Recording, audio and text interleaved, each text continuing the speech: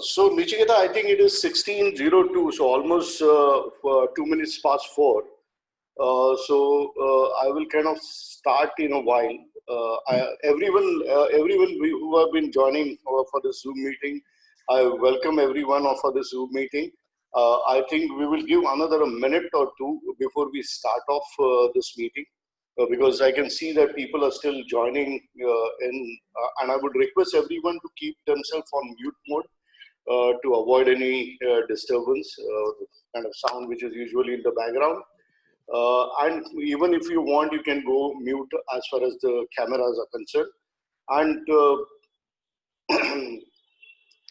so we will just start in a minute or so. It's right now 16:03, so another kind of a minute and we'll start off with this meeting.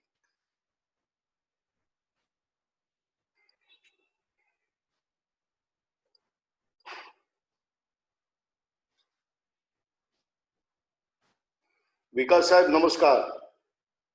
I can see you.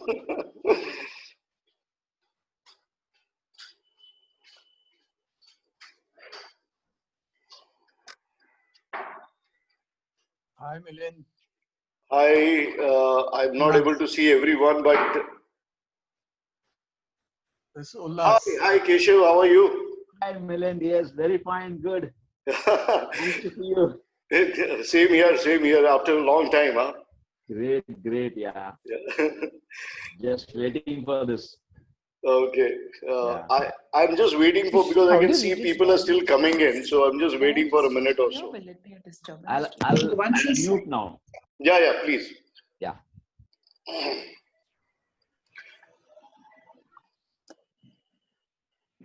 You want your camera, you don't want to be seen, no? No need. I don't want to be seen.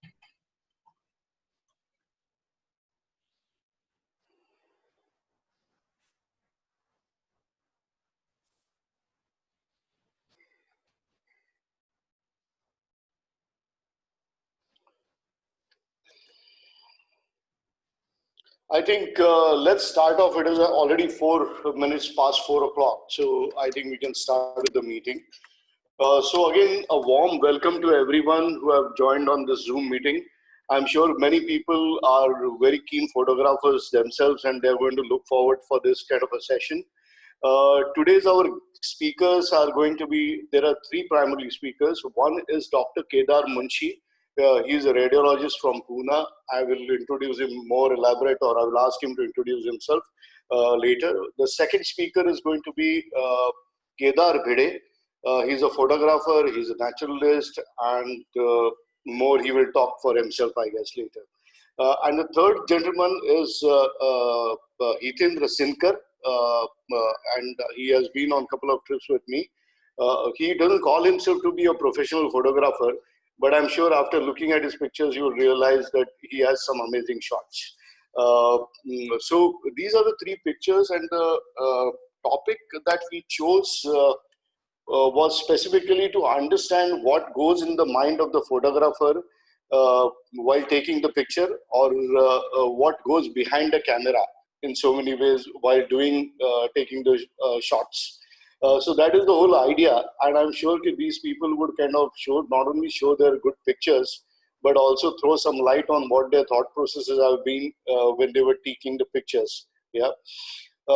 Quickly about us, we are Countryside. We are a 27-year-old company. We do a lot of adventure stuff, and we also visit a lot of offbeat destinations.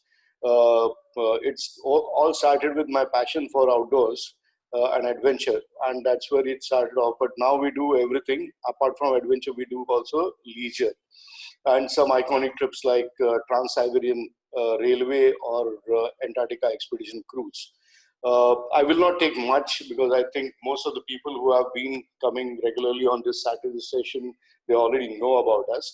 Let's move first to our first speaker. Kedar Bhide, you can unmute yourself and please come. And in the meantime, I will also request all our guests to be on mute, and even if they want, they can keep their cameras on kind of a mute mode. I have with me co-host Nichiketa and Kiran. So if you have any questions, please kind of message all those questions. and we'll take a couple of questions at the end of the session because that's what will work well for all of us. So yeah, Kedar Bhide, once again, a warm welcome to you. I have kind of quickly introduced you as a doctor and a radiologist. Obviously, you're a passionate photographer and you like to kind of I dwell more on artistic. my photographic imaging rather than the medical imaging. Yes. All over to you. Probably you can speak a bit about yourself and then we can run through the presentation that you have made. Well, speaking for myself, I think, I'm a medical consultant by profession. I'm 67 now. And I enjoy traveling. I was most fortunate to come in touch with Milind and Seema, with whom we've had a lot of adventures together. And we've had some wonderful, wonderful times together.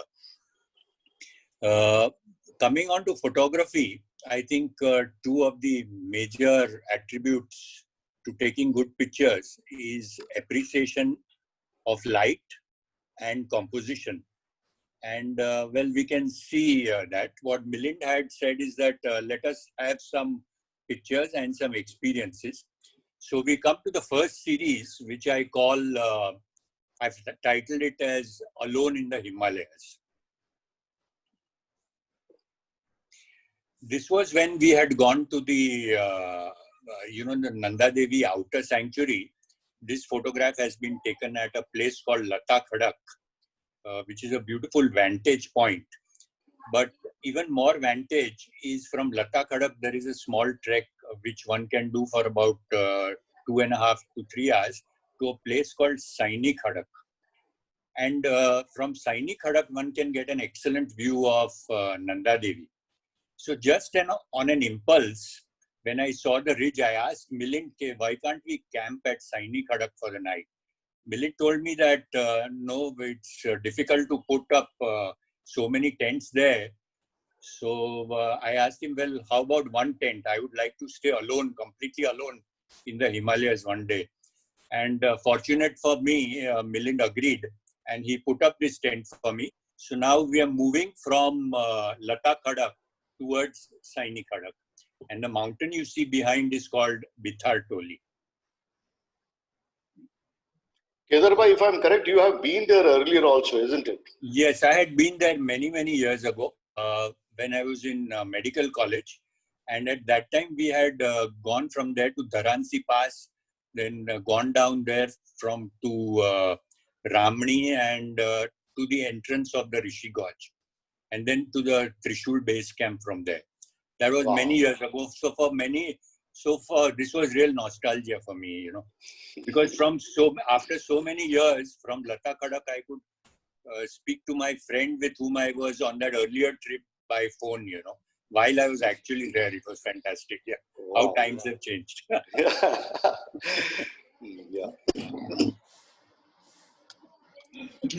Okay. So now this particular picture, you see the black ridge which you see in the foreground. That is Saini Khadak. And it is there where we all reached. And then Milind put up the tent. And then we were all there and we had a wonderful time there looking at the mountains. And towards the end of this thing at about 12 o'clock or 1 o'clock, I believe it was, all of them decided to leave me behind and go back to Lata Khadak where the regular camp was. And I was there all alone in my tent.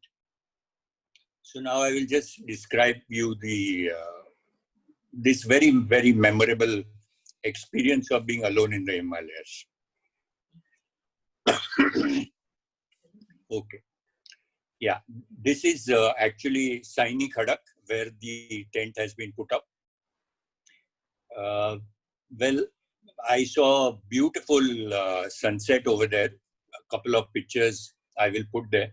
The sunset is not so vivid in its colors. The colors are muted, but they are very nice. They are not garish at very vivid sunlight. But this was the tent. And my primary motive was to see Nanda Devi at night, and photograph Nanda Devi under the stars.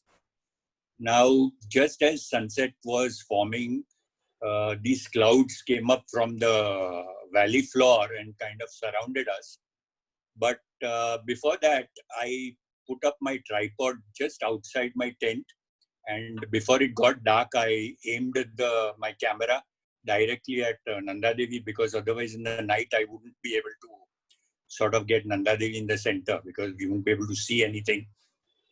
So I did that. Then I took off my camera and I put it inside the tent into my sleeping bag so as not to deplete the battery. Now the next slide shows the beautiful sunset which I saw. And you can see the clouds are coming up from the valley below. And it was after seeing this sunset that everything got completely blanked out.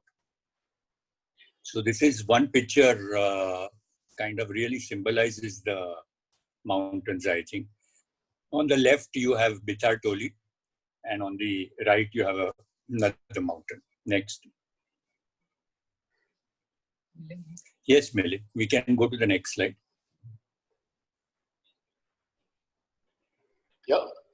Yeah. Now, afterwards, as I told you, the clouds came and everything got completely blanked out. I was a bit disappointed. I didn't know what it would be like. So I got into my tent. I zipped myself into my sleeping bag. It was pretty cold, I think, definitely below zero. And then towards, I think, 3 o'clock or something in the morning, I just poked my head outside to see. And I saw that all the clouds had completely disappeared. And I could see millions of stars in the sky. So very excitedly, I kind of put my camera on the tripod. And for the next 1 hour, I kept shooting picture after picture with all different exposures and settings and all, so as to not miss this very special photograph. It was truly amazing, that experience. Since that, I have been on the net quite a few times, but not seen many pictures of Nanda Devi under starlight. So there you are, Nanda Devi, right in the center. I'm sure many of you all have seen this. Yes, I'm sure many of you all have seen this mountain, and it's really a beautiful mountain. There it is, a little bit more in detail with the zoom this thing. By this time, it was, I think, about 4 o'clock or 4:30. My hands were completely numb. But as any photographer will tell you, that while they're into photography, they kind of lose sense of everything what is around them. They just want to get their picture. Anyway, that was a very memorable night. And as dawn broke, I saw the Nanda Devi in its most pristine form. The sun is yet to come out from behind Nanda Devi.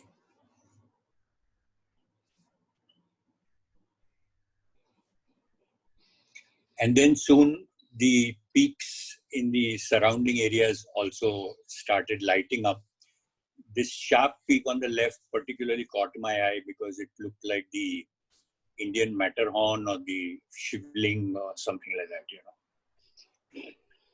Okay, after that particular experience, now we'll just go to the next sort of set of slides. This is in Ladakh, and I've titled it The Beautiful Road to Henle. Henle is Henle. Sorry for the spelling mistake. It is HA. Acha, it is. HA only.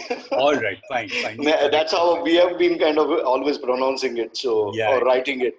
So I think it is completely okay. Milind had specially told me he had arranged this trip for me, and he had very specially told me, Kedar Bhide, you go to Henle, it's a beautiful place. The special thing about Henle is that India has a observatory to see the stars over there, and it is one of the highest observatories in the world. Now, one word about this photograph is Generally, the best photographs are taken when the weather is the worst, you see, because that is where you get the dramatic shots. If you have a totally blue sky, sunlit sky, then sometimes the pictures don't. So never be afraid of bad weather. Consider it your friend.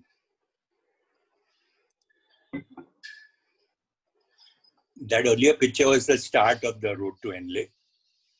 And as we drove into the kind of storm, so to speak, we got these vistas.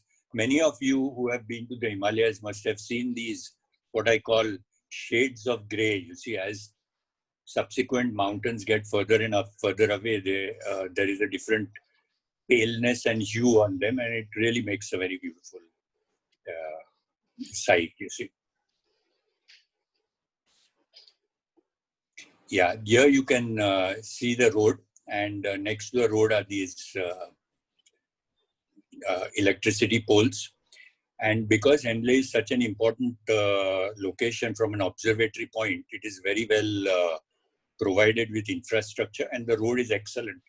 In fact, if somebody is fond of cycling, I would suggest that they clamp their cycle at the back of their vehicle, and at the start of the Henley, get down from their car, let the car go ahead and just cycle down this road to Henley.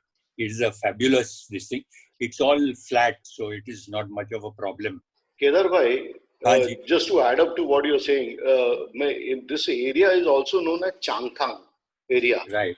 And if you have seen the difference when we are in Leh and Nubra and this part of Leh, like Ladakh, and when we move towards this side, which is more like going east from Leh or southeast from Leh, yeah, and you find the landscape to be very similar to Tibet. Right. There's a lot of flat land with kind of green patches and things like that, which is very unlike. Yeah, it's also pretty close to the border with China now, Yeah. This must be a restricted zone just now, probably. It is then also, otherwise also it's an inner line, and you need permits. Yeah. Yeah, that's right. You require a permit to go there, yeah. And then there were, through the clouds, we also had some snow-capped mountains and all coming up. The weather was still bad, but I really enjoyed I enjoyed this bad weather, Yeah. Okay, now in the distance, right in the center, you can see the monastery of Henley. Milind, if you will point that out. Yeah. Right. Yeah, that's the monastery with Henley. As you can see, the weather is still bad, but the colors are nice and muted with pastel shades. So there we are now at the Henley village. It is just a collection of maybe 15-20 houses. There are some homestays also available, which are very comfortable. And the hillock in the mid-ground, which you see, on that you can see a dome-like structure and certain other white buildings. That is the observatory.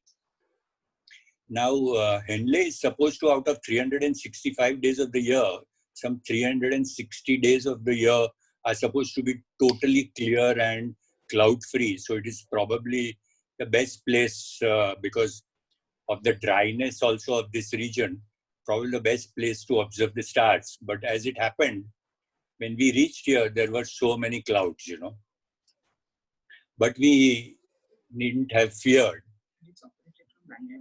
Yeah, the observatory is operated from Bangalore, and here you have the technicians which open the dome and all that, and target the telescope and all that. It's a DRDO project. I say, or yes, correct. Yeah. Okay, you can see the same hillock now, and I think the sun has gone down. There's just a little glow, but as the sun went down, the clouds have also dissipated, and Henley lived up to its reputation of showing you 1 million stars. Wow. The next slide is a combination of some 5 or 6 slides, 5 or 6 photographs which I took. I had my camera on the tripod, and then I kept moving the camera from side to side, having an overlap of about 1/3 in order to get this whole panorama. So I had 5 pictures, which later on I could put into my computer. And through Photoshop, it is possible to stitch the entire panorama together. And even the individual stars, they kind of align themselves, you see. That bright sun-like thing which you can see on the left side, that is not the moon or anything, that is Mars. And this is how bright Mars looked over there at that altitude and in the clear weather. And there, right in the center, is the Milky Way with all its galaxies. There are also a cluster of small pinpoint stars just to the right of the Milky Way. And for people who are interested and knowledgeable about astronomy, they will be able to identify a great many clusters of stars there.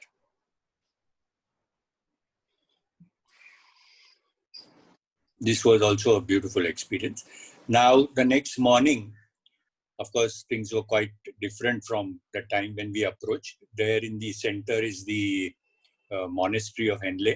And now I've taken this picture from the hillock that is on which the observatory is being built.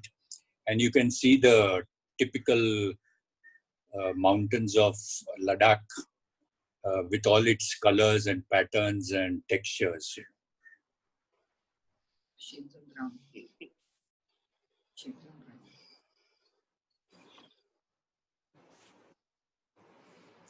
Yeah, this is also another picture, which is, you could call it an abstract. Some of us photographers sometimes like to take what is known as abstract images. So here you just have amazing combination of colors and lighting. And it is truly amazing how nature can have so many strata of rocks and soil with so many different colors in one particular place. In the background, light is just falling, which creates additional dramatic element to this picture, you know. Fantastic. And then as we were driving back, we got this final present, you may call it, from God. There was a kind of whirlwind-like atmosphere, and soil was just flying into the air, you know, these storm clouds. And it was also a truly memorable picture. I stopped the car, immediately took out my tripod and kept on going, click, click, click, click. And my wife finally got fed up and said, "Don't you want to reach back home?" Sometimes it is only photographers who understand what an opportunity they have in front of them. But this is again one of my most memorable images, you know.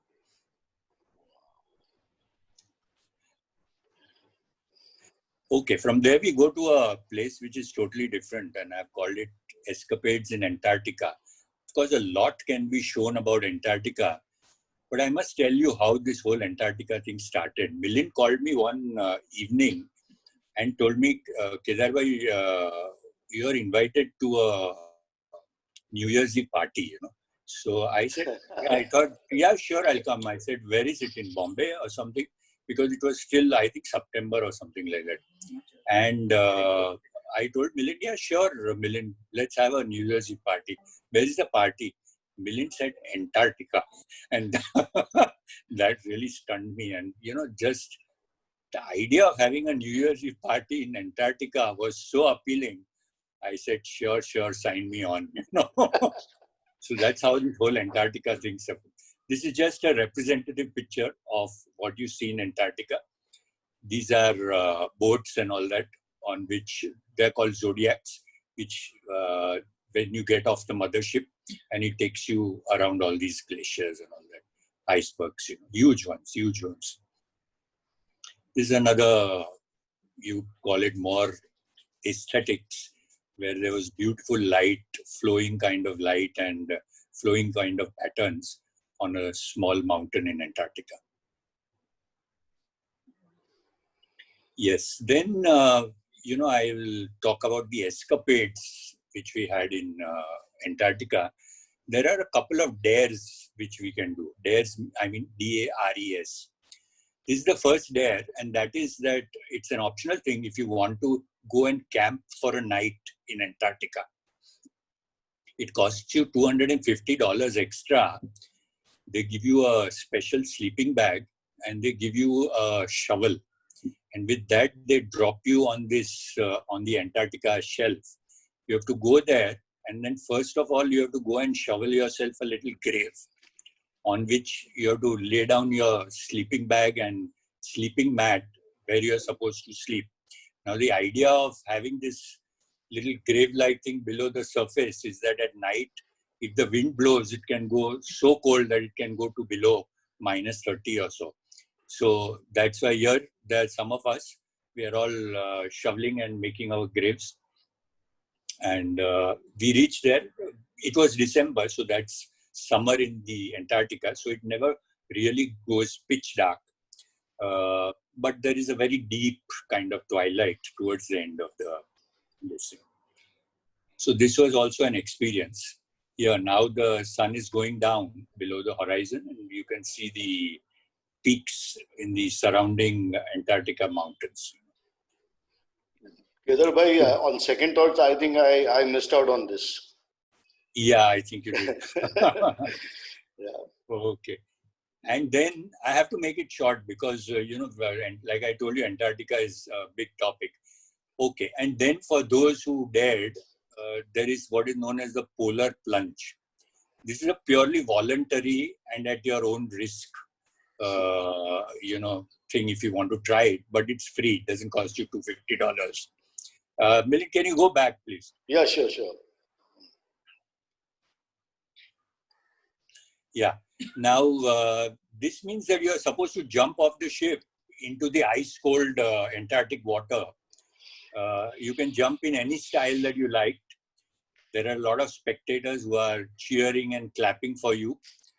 These are the more prudent spectators. Here you are. There's a doctor on standby in case you get a cardiac arrest. But it's truly an experience if you live to tell the tale. Now here there are all the spectators on the bridge of the ship. You'll be able to identify Milind, whom all of you know. We are right here, Doctor. Second, he's second from the left. Dr. Ravi Rupati and me. The doctor is there. And then also some of our other fellow travelers, And then we took the plunge while we were, we were in our swimming costumes. And as we were descending down from the bridge one by one, we didn't really know whether we were doing the right thing or not. But we said, anyway, we've committed, so let's go. So this is the way different people just jumped on. I've got a whole lot of pictures, but I've just put 3 or 4. They also tie you like this with a harness in case you get a cardiac arrest and they have to fish you out, you see. The water is, of course, 0 degrees with ice flows. This fellow, all of us are fond of, at least some of us are fond of selfies. This fellow couldn't help taking a selfie while he was jumping. Most of the guys were Russian, so I think they were pretty comfortable jumping into that water. Yeah. They are used to it because they live in Siberia. So he just shouted, "Me Tarzan," and just jumped into the water. And I didn't know what to say. So I thought of my Mansarovar days and I shouted, "Om Namah Shivaya," and I jumped in. Doctor sir, this photograph goes to me. Huh? Yes, absolutely. You also get this special certificate, that you kind of did the polar plunge and all that and bravely plunged into the icy waters of the Southern Ocean. This was New Year's Eve, by the way. 31st December. Yeah, so we had our party coming on now. These are some, I've just included some of the pictures, the kind of sights you can see in Antarctica. This cave has been hollowed out by the sea inside the ice, and you get this translucent blue light, filtering through the ice.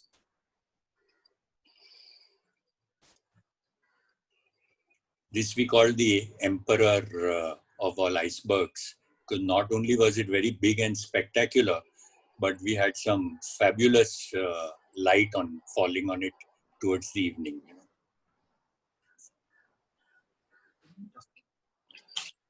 So thank you, Kedar Bhide. Thanks a lot for putting all these slides together, and I hope people have also enjoyed it. There are people who I'm sure are asking questions and raising hands. So once again, I would like to tell that we will run through the session, and after that we can take up all the questions. We can probably even open up the house for questions, direct questions to the speakers. But till then, just hold on so that we can kind of run through the whole talk very smoothly. Yep. Thank you, Milind. Thank you, Kedar Bhide. Just hang around because yes, I'm sure people would have questions for you. Yeah. Sure. So our next speaker is going to be Kedar Bhide. There are two Kedars, Dr. Kedar Munshi, and this is Kedar Bhide. Kedar, I think you need to introduce yourself, because apart from me calling you a naturalist and a photographer, I don't know how to describe you, but I've seen your exhibition at Jahangir, and trust me, I was extremely impressed from that day. And this whole idea that we are executing today about on the Zoom was discussed with you during the exhibition, and I'm executing it today on the Zoom session. So thank you once again, and welcome once again. Please introduce yourself and take us through the presentation. Thank you, Milind. You just came, so I haven't heard what you said. I will repeat with you later. That's okay. Yeah. Thanks, Milind. After Kedar Bhide's polar plunge and all the high altitude things, it's going to be kind of a boring when I'm going to talk about a wildlife. I love a high altitude also, like all others here, but I have excluded high altitude from this presentation, because I knew that Kedar Bhide and Hitendra both are going to talk about mountains. So I will not be talking about mountains and high altitude. I will get back to you for one underwater and for other on land on the central. So when we talk about a wildlife photography, it's little different than just a nature photography or a travel photography, or a landscape photography, because you will be also including animals into your frame. And when you are seeing in the jungle, like you look at this particular picture, there is that tiger hidden in a grass and one deer somewhere, tiger is looking at the grass. That kind of story start building, but it's still a lot of chaos there. There are plants, there are, when you are looking at a scene. So the first thing as a wildlife photographer, as Kedar Bhide has said, that you lose sense of your surroundings when you are in nature or in your wildlife. But particularly in a wildlife, you need to get out of that losing sense, you start becoming neutral and start identifying certain frames or stories out of that whole chaos, which is very beautiful, but it's still a chaos, Photography is art, which is a little different than your paintings or your poetry or your literature, because in photography, it's more subtractive art. You have to remove certain things from your frames. You only add light. Other than that, you can't add anything into your frame, but you can subtract a lot of things by doing your different photography rules and techniques. So here is a second picture of the same scene. A different angle, a tiger is closer, and there is another group of deer on the sand, tiger is looking at them. These all are good pictures within themselves, but it wasn't as a personally, the story for me was a little different. Now, this angle, I can see a more tiger, one deer, but still there was only deer and tiger. I'm not getting that whole mood in that scene. Next, please, Milind. Yeah, sure. So I tried again getting, a different composition where now you can see that there is some drama of somebody crouching down, looking at somewhere, because you became a part of tiger. You are closer to on the left corner kind of thing. Next, please. But this is my story of a final picture where I want to have this whole story. Deers are not aware about the tiger hiding in the grass.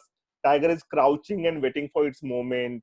There is a good whole scale of those whole grasslands of Bandhavgarh there, and the light also little falling on the tiger, more on the deer. So the whole thing tells you a story of a life happening in a jungle.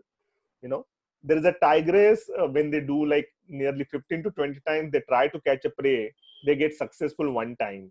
So it's a hard life for predators also in the jungle, and also for the deer. So that whole story you need to get out of you have to use all your photography techniques, compositions, your sense of lights, your sense of framing. I always say, when you have to make a final frame in a wildlife, you try to become a color blind. So you only see lines and shapes, you don't see the colors, because color palette is so in nature, so empowering, that sometimes you just lose the sense of what you want to photograph. And camera is a physical thing, it doesn't think like you. So you have to do thinking and make order to your camera what you want to shoot. Camera is not going to shoot what you want. You have to shoot yourself that one. So the first thing is finding a frame out of chaos. So this is the one series of Bandhavgarh of a finally a tigress hunting that deer as a whole story. The second part, when you are talking about a wildlife, you're talking about that particular animal. You're not just taking a good picture. Today's digital world, everybody is photographer, everybody takes good picture. You need to go a little further for that. You need to study those animals, you need to understand their habits. So let's talk about, when you're talking about a story of an animal, how many of you know this lizard? Milind, do you know which is this lizard? No, not really, not really. This is actually called a snow lizard. Okay, it's a Theobald toad-headed agama. This is the only reptile found around 16,000 feet in the Tibetan plateau. This is near Chomoriri Lake, is it? This is Chomoriri Lake, but it is found throughout the Changthang. You will find it at Sokar, you will find it somewhere in between, you will find it at Hanle. This is the only reptile at the moment found around 16,000, 15,000, 16,000 feet. It's hardly 2-inch long. Okay. And it's a viviparous, it lay eggs, it lives kind of in a colony. Earlier, IUCN says it's the least concern, but with our profile traveling into Ladakh and tourism increasing, day by day, these lizards are also getting rare in many of the parts of the Ladakh.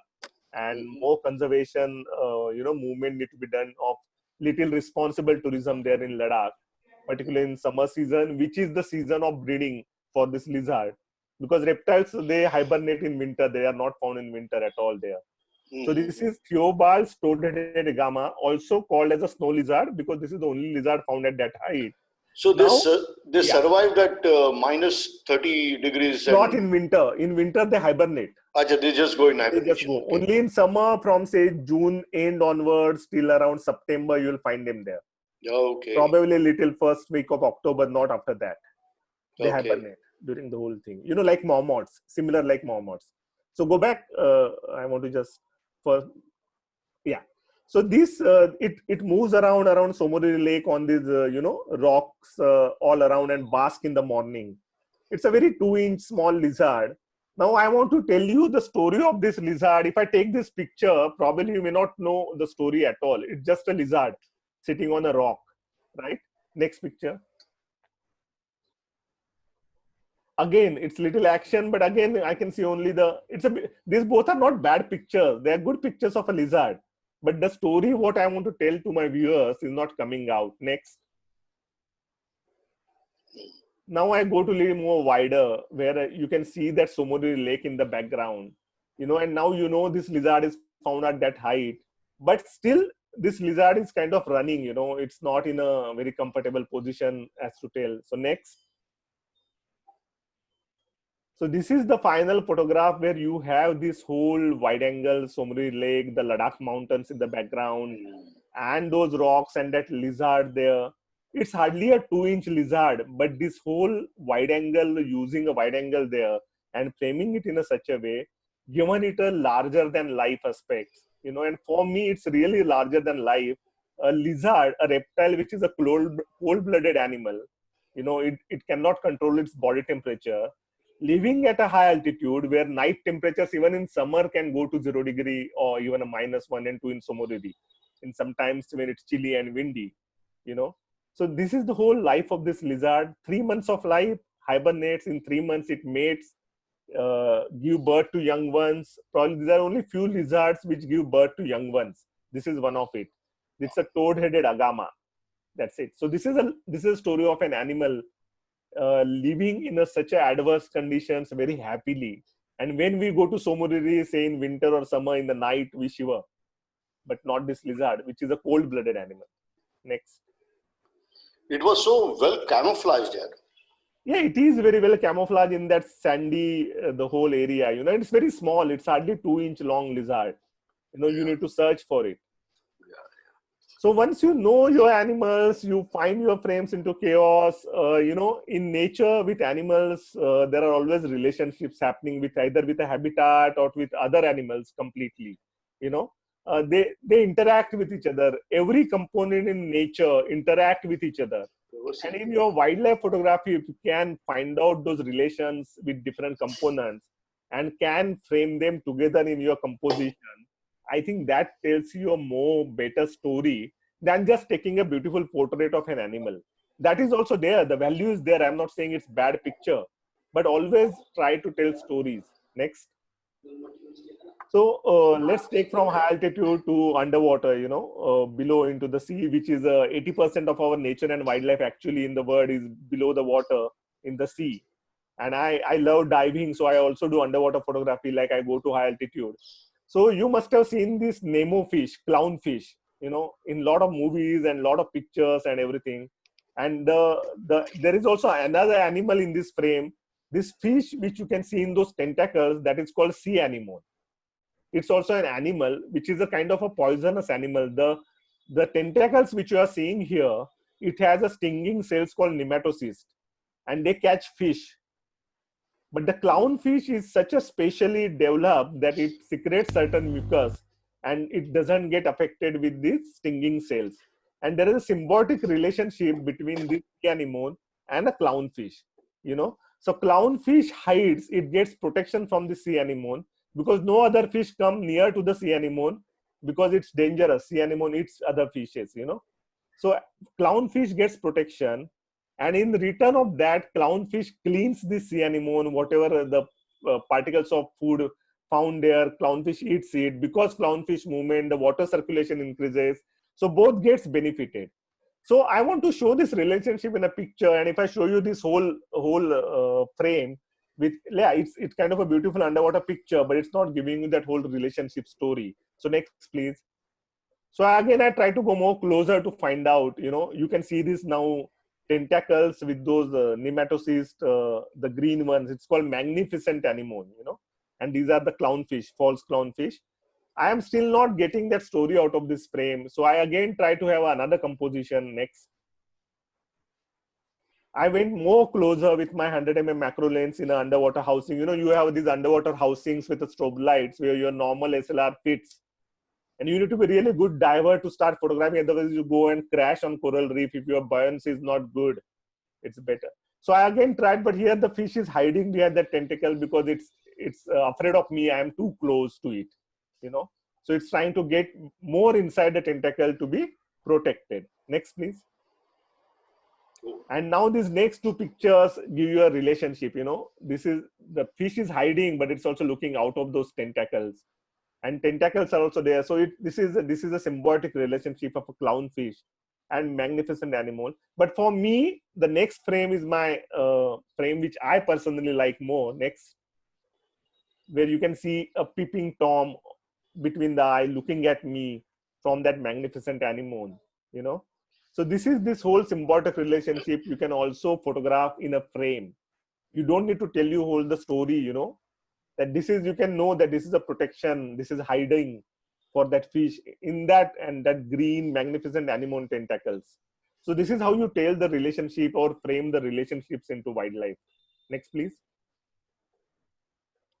Now these are the normal stories, you know, but you can also create in a wildlife if you start thinking more, instead of losing your sense, but start thinking as an artist, creating art out of ordinary. Next, please. This is a normal ordinary scene in any of our central Indian national parks, you know. These are the cheetahs, spotted deers, very common animal all around us. So when I was photographing this animal, I wanted to create something out of ordinary. And I could see this sunlight on the angle putting on these antlers, which are velvet antlers. Next, please. So I tried to shoot by underexposing a little bit, and you can see those lights around the antlers there. But still, this whole mood is not at all right. So I have to find out a right angle and a right lighting to get on Mardar. So I just moved around 10-15 feet there. And now you can see the side lighting. I have underexposed my frames by spot metering only on the antlers dark part to get that overexposed rim light of the antlers, you know. But as I was saying in the first frame, there are a lot of chaos in this frame. There are a lot of antlers. So now the final frame becomes like this. Next. Ooh. This is how you can create an art out of ordinary scenes by using your all photography techniques. You need to understand what you can do after exposure into RAW on your computer. You need to understand what your lens can do. So you need to get out of that losing sense, you know, and start shooting 100 pictures, but start working towards making your picture. This is making art out of your ordinary scenes. Next. These are also called silhouettes or, you know, other things. Now the last point is kind of going beyond, you know, where you go more beyond of your art also and trying to create a complete sense, you lose complete sense of viewers what they are watching. How you do that? Let's see. Next.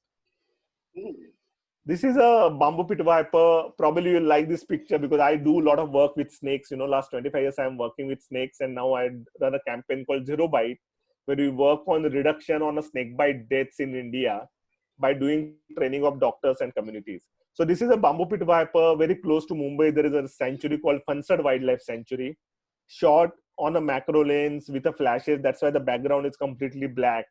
So this picture itself is a good picture as a macro picture of a snake. Next.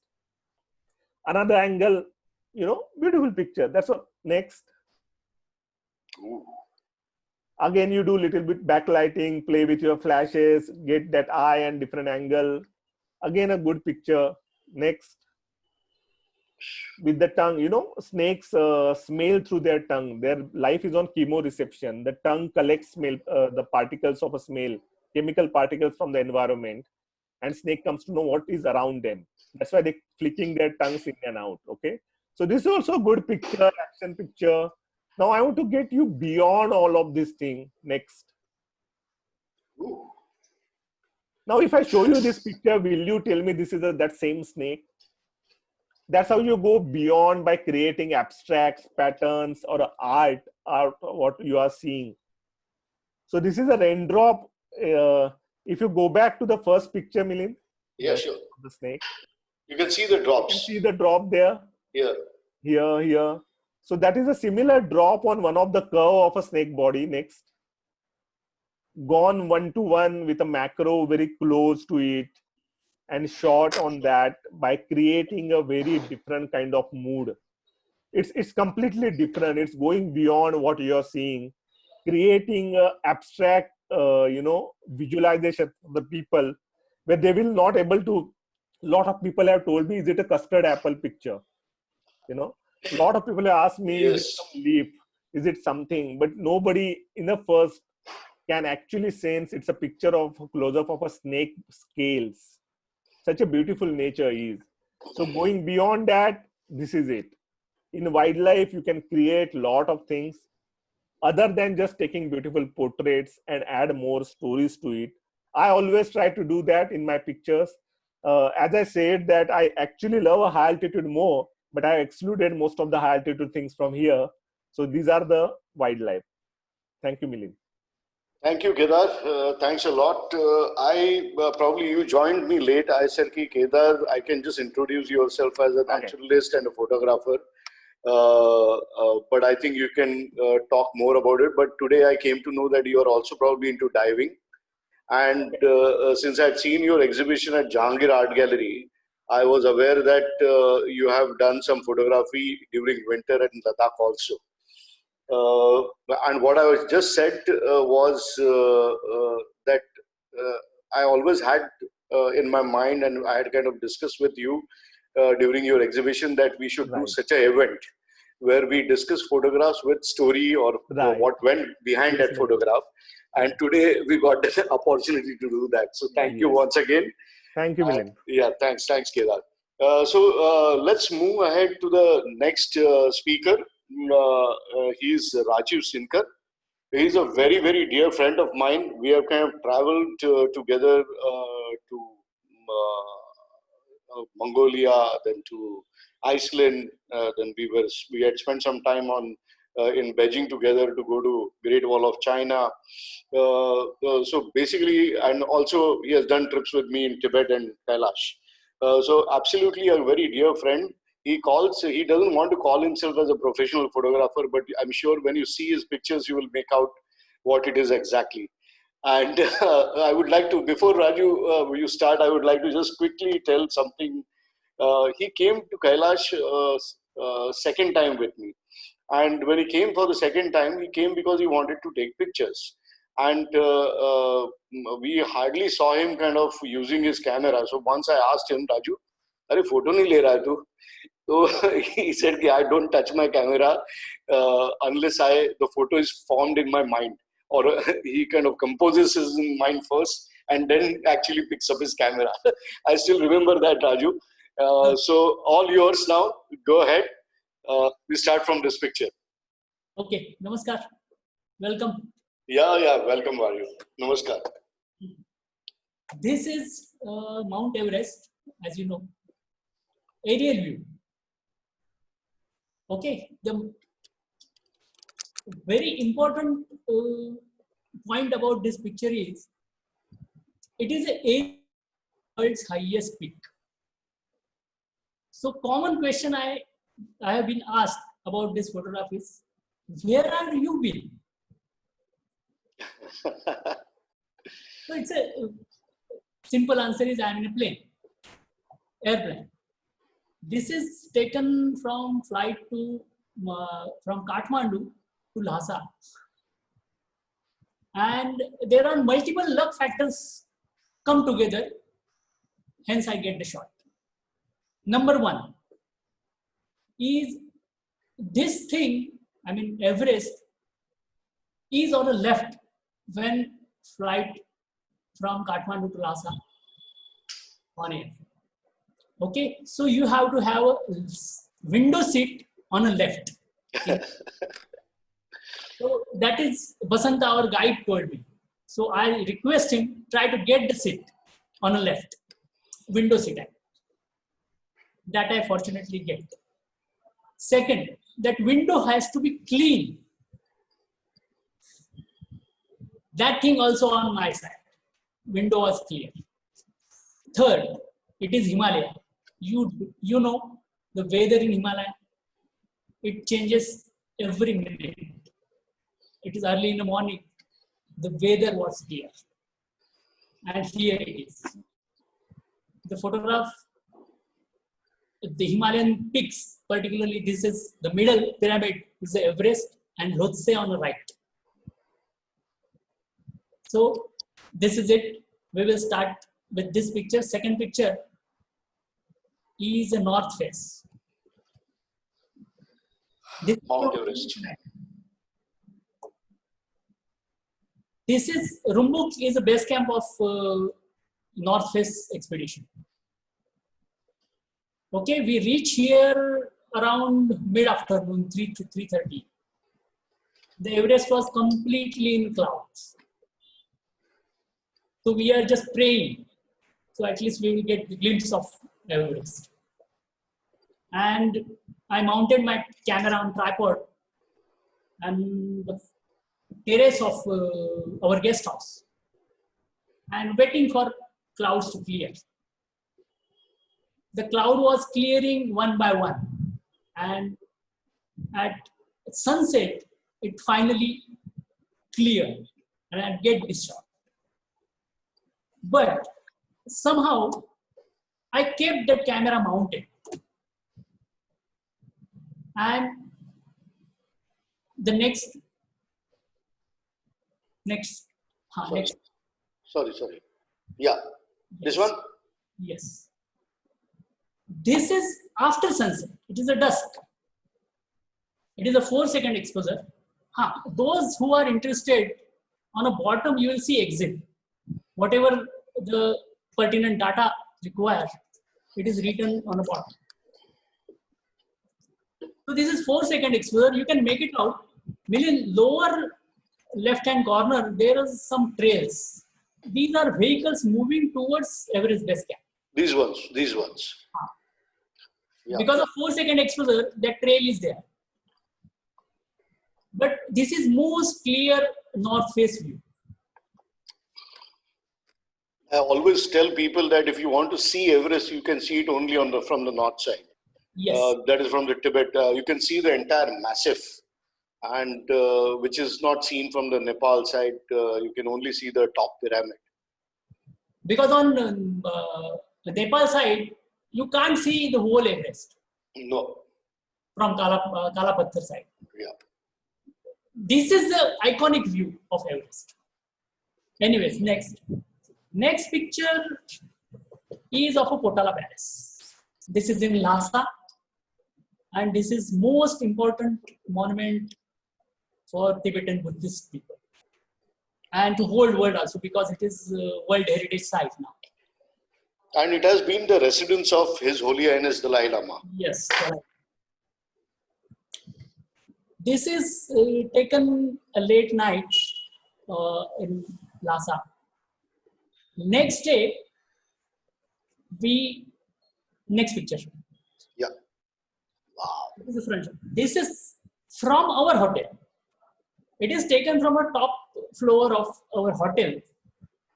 On the next, that I realized this is the best angle for a night shot, because in a daytime it is mostly hazy, so I couldn't get the better view or better picture of it. And this composition I kept in my mind. Next day there was a storm, thunderstorm. Next picture. Ooh. This is when this thunderstorm is happening. Instantly it comes to my mind that I can go to terrace and take the shot. Try it, I mean. So I went upstairs, set up my tripod. By the way, tripod is the most important accessory one can buy. If you are serious into photography, you should buy a good tripod. Okay. By the way, this is a wooden floor. The main problem with this whole thing is it was a wooden floor. If somebody walks, the camera and all get shaped.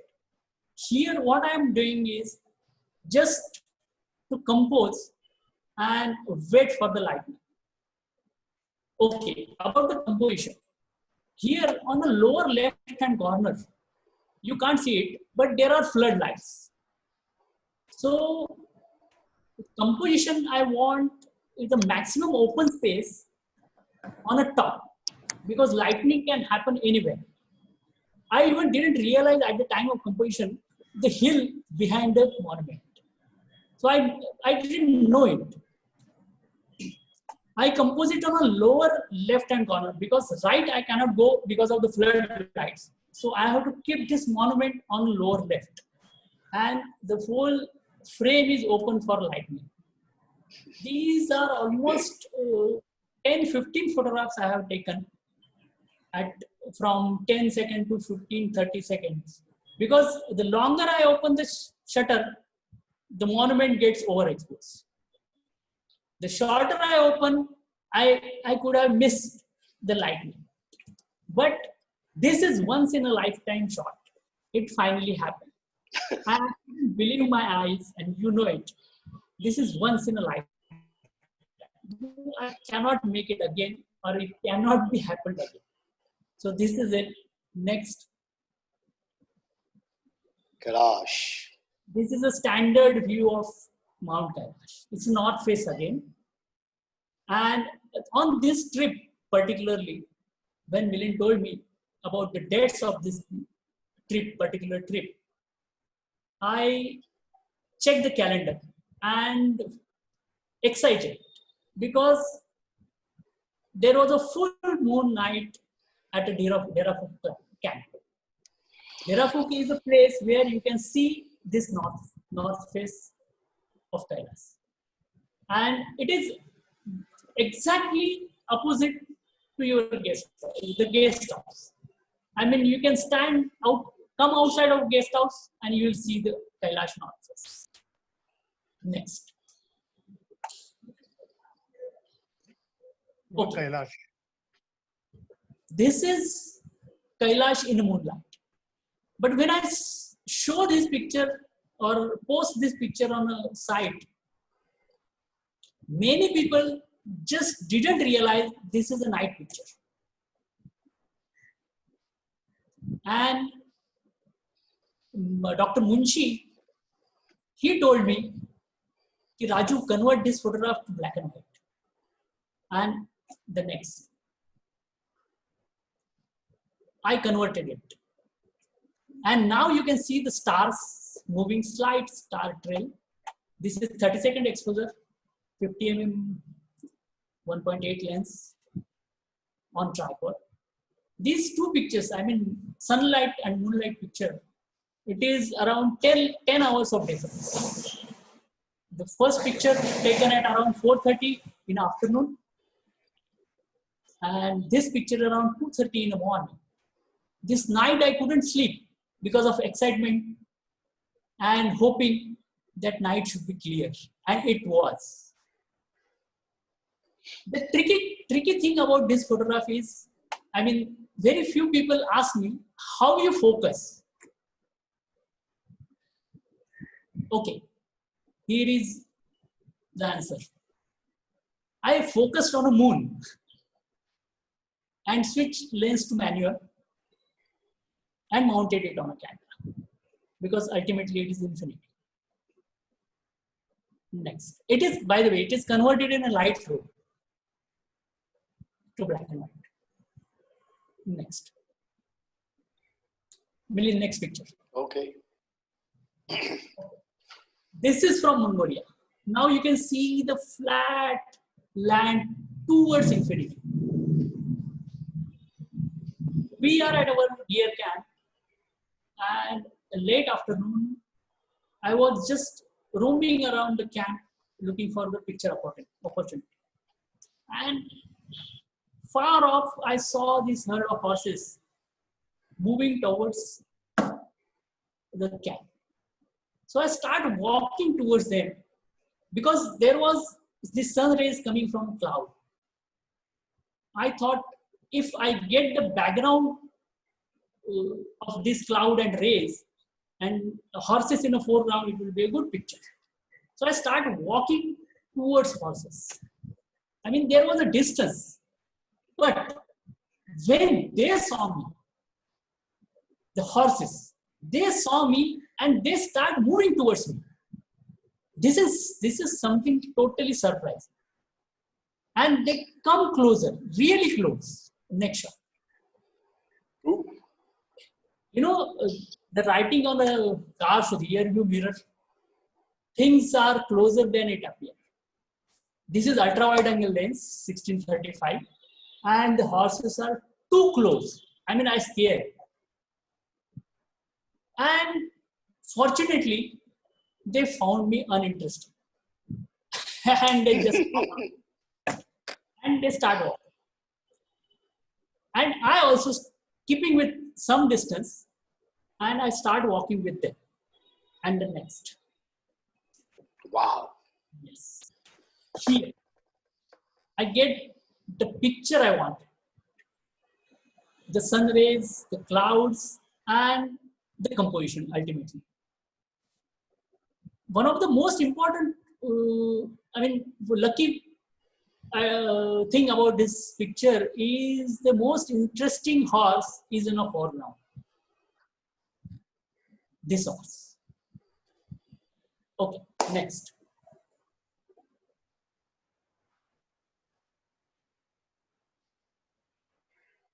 Yeah, Raju.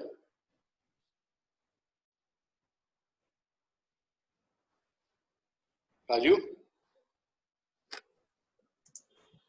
Okay. Okay. Rare colors of aurora.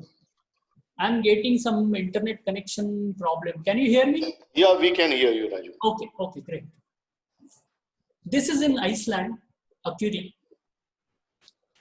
And these, what I call it a rare colors, because generally aurora has a dominant of green color, green and purple. Here you can see actually a yellow, orange and some magenta here. And lenticular cloud. So this is my first shot of aurora borealis. The whole trip is planned around this aurora borealis. Okay, so this is first. And the problem with this particularly is cold. Cold, I mean very cold. And wind chill. My nose was running. My glasses were fogging. And at one point, I think I couldn't bear it. I cannot take any more photographs. But hey, I stick. Next. Okay. When I took the first picture, I realized there was a Milky Way in front of me, vertical. So I changed the composition and you see it. There is a Milky Way. There are very rare colors of aurora and Andromeda galaxy and lenticular cloud. Cloud is on the lower right. Next. Okay. You can see the Andromeda galaxy. It is a plain camera shot. No telescope, nothing. But how camera can record on a clear day? You can see it here. It is a Canon 6D, 1635mm at f4, 30-second exposure. The slight movement in stars is because 30-second exposure. Next. Oh, this is last picture. This is 3 pictures stitched together. It is nearly 180-degree panorama. The whole sky has this aurora borealis. And this is spectacular view. You can see, I call it an aurora bow, like a rainbow. And it is again a once in a lifetime. You can see the landscape overall, how it look in Iceland and Milky Way and aurora bow. Thanks for watching. Thank you. Thank you, Raju. Thank you, Raju. Thanks a lot.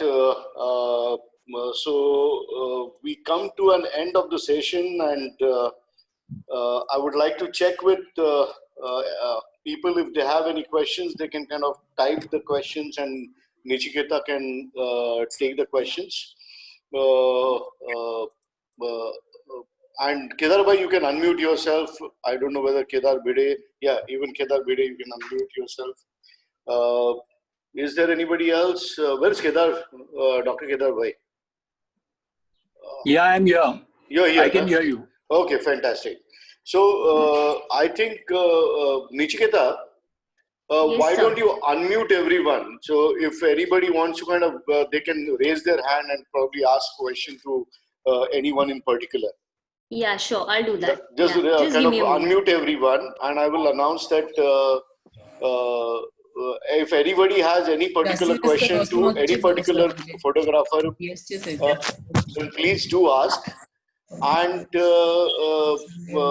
just ensure that there's no sound in the background, all of you, because otherwise it gets very disturbing for the people who are listening. So yes, I think we are opening the house. Nishiketa, have you opened up? Yeah, it is all open, but yeah, people can come back and question. Acha, no questions. No questions, but everybody. To Raju bhai. Yes, Okay, yes. Raju Parul bhai. ma'am is here. Yeah, Parul. Hi, how are you? Hi Raju bhai. Hello. How are you? Good Raju bhai. So nice to see you after so long. Acha, Raju bhai, I want to know which month were you in Iceland where you got so many colors of Aurora Borealis? No, somebody else is talking. People, please keep your rest of the gang Just- like which has there is a lot of kind of noise in the background. Please put it on mute. Minister, just give me a moment. I'm just trying to do something. Just give me a Yeah, moment. I think there is some TV.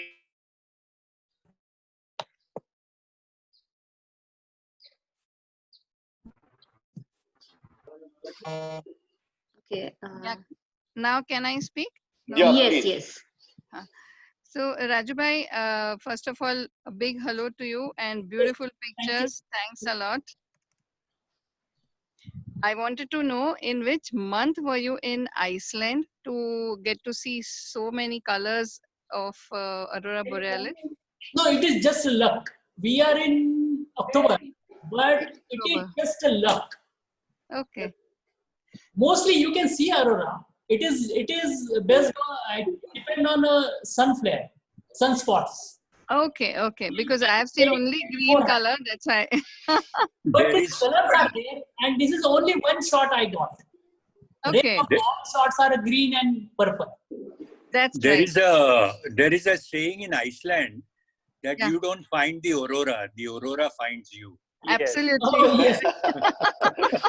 Yeah. Usually the auroras are they are best seen in the months from December to March. Oh, Yes. okay. That's Uh-huh. true. I have visualized that in Finland, Rovaniemi, and they were spectacular in the month of March. Lovely. Uh-huh. Okay, okay. So Nishiketa, nice. there's Yes. one doctor, Dilip Shah, I guess he has raised his He's hand. raised hand. Yeah. Yeah, so just check with him also if he has any question for anyone. I will unmute myself. Can you hear me, sir? Yes. Yeah, Yes. we can. See, I suggest everybody should mute themselves, and when the name is called, then they can unmute. Okay. Yeah. This is, I think, unbelievable. All three of you who have shown this is just so spectacular, and Kedar has been my batchmate since 1972. Kedar, hats off to you. Your Thanks, Didi. Glad you could make it for the your show. endeavor, and your all of you, the passion what you have is really, I mean, unmatchable. We can never reach to the level, and I must thank you. It is no question at all. Only thing compliments that in our lifetime we may not be able to do what you three people have shown us. Really, thank you very much. Thank From you. bottom of Thank my heart, I thank all three of you. And why should there be Kedar name? Two of you are Kedars, so there must be some connection. Thank you very much. I am really obliged that I could really see this kind of a feat, which was impossible. I have told so many of my friends, but they were all lazing out, and it was slumber time just now. So sorry, but can we get hold of this, or at least you can give us details of your photographs? Where are they on net if they are available? Everybody has a website. Yeah, basically you can announce, but Dr. Saab, you can tell your name of the Somebody website can because it prepare will a be for slide. everyone. My photographs, you can either go to my Instagram, which Yeah. says Kedar Munshi. Yeah. Simple, Kedar Munshi, if you have an Instagram account. And Yeah, I the have. other actual site which I have is called Kedar Munshi at pixels.com. Or in the evening pixels.com. we can exchange the views, because some of the screenshots I have taken, if you like, I will put on GS group those who missed out. If you Yeah, don't sure. agree, I will not put. I will not. No, you can put, no problem. And Dr. Shah, we also will have this recording of this kind of program. So I will kind of just send you the link to Dr. Saab, Please do and that. he can forward it to you. Yeah, Kedar can pass it on to me, but I am really thankful to all of you, how much efforts you have taken and the real struggle you might have done to capture such photographs. Because I did courses just now of even Please go on mute, people. Please go on mute who are not talking. what I suggested. I have finished my talk and I will mute myself. Let everybody understand. Unless you raise your hand, you should be. Nichiketa, there were a couple of more people who had raised their hands. Can you just look at them and open up them? Yes. Milind, I have some questions. Yes, tell me. I want to ask Mr. Raju, Mr. Sinkar. Can you hear me, Milind? Yeah, we can. Radhika Tipre. Yeah, I want to ask Mr. Sinkar, is he able to hear me? Yes. Yeah, see, when you have this photograph, because I have also seen this borealis, means aurora in Alberta, Canada. Yeah. And so when I was trying to I also have got some photographs. Anyway, I'm not as good as you, but when you have this kind of photographs, I was wondering how you can point your camera at certain direction, because when I saw, ultimately when I was looking at this aurora, ultimately I stopped photographing because they were spreading in such a way and moving in so fast in the sky that it was very difficult to catch them at certain point. Okay. So how did you, I mean, how could you no. your camera at certain, so where you can have that like for so many seconds, and this I was wondering. Okay, it is a wide angle shot. Listen, all aurora pictures you see is mostly wide angle shots. Yeah, of course. So if you have a zoom, set it on a widest angle possible. Okay. And take as much as sky as possible, because it is going to be moving always. Yes. So keep your composition ready, like a foreground, whatever you want to keep, and anticipate the best thing. But, I mean, wide angle is most important thing when it comes to aurora picture. May I come in, please? Yes. Yeah, sure. Just as Raju has said, to make a good picture of the aurora, you should have a good foreground. So like he said, first of all, you try and see that you want some kind of foreground. Your ISO in your camera should be at 12,000 to 16,000. You must go to the widest angle which that particular lens offers. Your f-stop should be as wide open as possible, say 3.4 or below. It's also very important to pre-focus at infinity and keep the focus at infinity, because in the dark you will not be able to focus anything. Once you have focused at infinity, a suggestion is that just put a little bit of sellotape on your focusing ring. So in the night when you're fumbling, all excited to take these pictures, your focus should not change. Otherwise, some of the best picture you will ruin because it is out of focus. And the speed, the camera speed at this ISO of 12,000 to 16,000 should be about anything from 15 to 20 to 25 seconds. A longer speed than 30 seconds will lead to star trails. That is, the stars behind will not be pinpoint sharp, but will start looking blurry, So these are generally the settings for this kind of photography. Okay, Raju, if you have anything to say. Okay, no.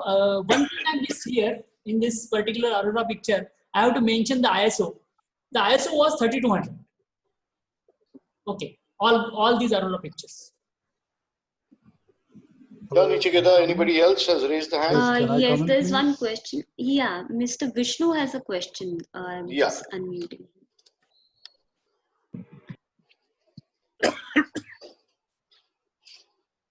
Hello. Yes. Hello. Hi. Yeah, just give me. Yeah. Am I Hi, audible? Mr. Vishnu. Yes. We can hear you. Right. So first and foremost, of course, I don't have a question as such, but I would like to first and foremost thank the countrywide team. This is my first time to interact with you guys, and I had heard about you from Raju Sinkar, and thanks a lot. It's a Saturday well spent. Thank you so much for bringing us closer to our passion once again during these times of trying times where everybody is working hard and you can somehow trying to keep oneself sane. It's a brilliant way of keeping spending your time so by pulling yourself near to your passion. Right. Thank you That's so much. Thank you, Ishu. Our pleasure. I'm absolutely impressed with the photography of all these three talented photographers. Raju Sinkar has been my guru in photography, kind of, for years together. I love his photographs. I'm highly impressed with the images that Dr. Munshi shared, and looking at his image where he's jumping into the ice cold water. I actually thought of this line, "Jeena isi ka naam hai." So God bless you, sir. I've never met you. I saw your photographs and saw you for the first time. I'm so thoroughly impressed. I would like to grow old like that. So that's one. The second is regarding Kedar Bhide. I still have a question for Mr. Bhide. Yeah. Go Yeah, ahead. Kedar, come. Underwater photography, where he showed the photograph of the clownfish. I wanted to know about what kind of settings did he use for those photographs. See, generally when you are using a strobe lights, your shutter speed is always blocked. You cannot go beyond 250 because your strobe lights, it's like a flash sync speed. So most of the times we do a manual shot, and we do around 8 f8 and 250, and handle our lighting with strobe lights, with the plus and minus we do from outside. But most of the times our apertures are around from 8 to 11, and shutter speed is around 250. We cannot go beyond 250 because of the sync speed of strobe lights. But in a macro particularly, I'm not talking about a wide angle underwater. I'm talking about a macro. Most of the times is between 8 to 11 aperture and a 250 shutter speed. But we handle our light with changing ISOs. As demand of the situation, we change our ISOs to get a right picture in that, or we handle our strobe lights manually from -2 to +2, the way we want. In underwater, the lighting changes a lot because there is a scatter. There are a lot of particles in water. It also reflects your light back to you. So you need to angle your light in such a way that two lights, they exactly on an angle fall on the subject, and you get also the black background, or so you don't get too much scattered in your frames. So for macro, it's a different settings underwater, but as a out of water, underwater photography is not different. It's the same, except you have underwater housing where you need to understand your operations buttons from outside. But for good underwater photography, you need to be really good diver. Your buoyancy need to be really good. If you can't control your buoyancy underwater, probably you'll not be able to do a good underwater photography. So generally, do you go with a trainer or a guide diver with you who ensures your buoyancy, or you depend or No, you I'm need to guessing be a that you good must be a good diver. diver. See, generally all diving activities is done is a kind of a buddy diving. You always have somebody else with you, either another diver or photographer, or you have a dive master or a guide when whatever the dive center you are working with. Right. Probably the local guide is better because they understand the terrain. I am also using the word terrain underwater, because there is a lot of, you have a walls, you have a, mud, you have a different kind of things underwater. Correct. If a local guide and dive guide is there, it's better because they can show you also where are the different animals are generally seen, and they know the current flow, the strength of a current and everything also they know in that particular local area. So it's always better to have a local dive guide with you. But generally all diving activity is done always with a buddy, not singularly. Right. But you need to be really good diver because nobody else is going to catch hold of you while you are taking a picture, Correct. You need to be still at a place. So you need to be really good diver to become a good underwater photographer. Right. Great work over there, Bhide sir. Yeah. Thank you. I have a question for Dr. Munshi, please. Yeah, please. Yeah, sure. Dr. Go ahead. Dr. Munshi, most of your photographs seem to be in 16:9 mode. So were you shooting in JPEG or were you shooting in RAW? Yeah. And could you tell me which camera you were using? Earlier I used to shoot JPEG, but now I shoot almost exclusively in RAW. Otherwise, if I have a very big thing, I take RAW plus JPEG just for the heck of it. Right now I'm using Nikon D750 SLR. And the format of 9:16 I like because it kind of, for landscape photography, it gives a nice panoramic, perspective. That's correct. But can your camera give you 16 by 9 in RAW mode? No, that you can reformat it later on so when you you do it while download the editing file it. into your Photoshop or Lightroom. Yeah, Lightroom. You can crop it into whichever dimension you want. So you get 16 by 9. You can have a editing, square not while dimension. shooting. You can have a Yeah, that's fine. So you get 16 by 9 yeah, during not editing, while not shooting. Right. Yeah. Okay, fine. Thank you. Okay, Nichiketa, I hope there are no more hands or pending questions because we have another 3 minutes to go before the close. We can close the session. No, Is there we anything? don't have many questions coming up. Okay, It's just that people are appreciating a lot, and I think we'll have to do I am sure. I'm sure. sessions maybe with people. So, I'm sure. Mayuresh has raised his hand. Probably we will take that as the last kind of guest, and then we'll close the session. Yeah. Do you have any plan to conduct similar session in near future? Sorry, it's a question. Do you have any plan to conduct similar session in near future? Maybe, not sure, because we are taking all diverse kind of topics related to travel. Maybe after a while we will come up with one more topic on photography. Definitely. Okay. Yeah.